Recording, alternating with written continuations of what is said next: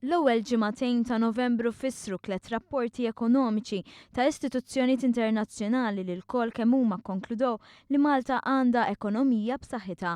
Rapporti ekonomiċi li forsi tilfu xi ftit l-attenzjoni mill-aħbarijiet minħabba avvenimenti nazzjonali u internazzjonali iżda li osservaturi ekonomiċi qisu bħala importanti ħafna. Ir-rapporti huma tbassir ekonomiku għal ħarifa tal-Kummissjoni Ewropea, ir-rapport tal-Aġenzija ta' Kreditu Internazzjonali, Moody's u l-aħħar wieħed kien dak ippubblikat it-tnejn mill-Fond Monetarju Internazzjonali.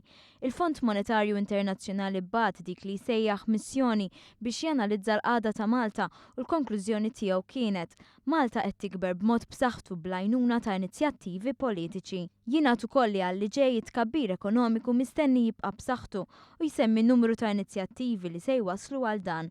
Fosthom il-proġett infrastrutturali fil-qasam tal-enerġija, it-tnaqqis fit-taxxa ta' dħul u sem ta' iktar nisa fid-dinja tax-xogħol. Bħal rapporti oħra qablu jinnota l-mod kif naqasu mistenni kompli jonqos id-deficit. Il-Fond Monetarju Internazzjonali innota wkoll il-miżuri fil-pensjonijiet li ddaħlu fil-budget għas-sena d-dieħla u fissirhom pass fid-direzzjoni tajba. Fl-istess waqt il-Fond Monetarju Internazzjonali tkellem ukoll dwar il-governanza fiskali u kif il-Gvern saħħaħ din b'istituzzjonijiet ġodda. Fuq kollox intqal li l-prijoritajiet għar-riformi li jagħmel il-Gvern huma tajbin. Hawn issemgħu l-inizjattivi biex in-negozji jiksbu iktar kapital, ix-xogħol li għaddej biex tissaħħaħ is-sistema ġudizzjarja u l-miri tal-istrateġija fil-qasam edukattiv.